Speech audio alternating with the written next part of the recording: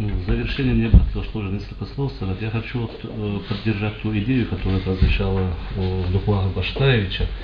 С начала 2000-х годов чеченское общество было глубоко расколото. Фактически состояние, скажем, малой гражданской войны.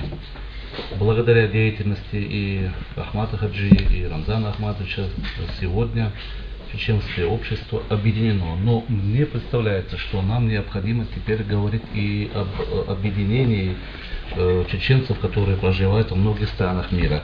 Ведь есть разные группы чеченцев там, поэтому чтобы они могли тоже воочию увидеть те перемены, которые произошли в Чеченской Республике, мне представляется, что было бы очень полезно провести Всемирный конгресс чеченцев. А я об этом и говорю. Вот я и говорю, поддерживаю вашу идею, провести, не откладывая далеко, Всемирный конгресс чеченцев. Это был бы огромный шаг объединения чеченцев, разбросанных по всему миру, вокруг нашего молодого президента Рамзана.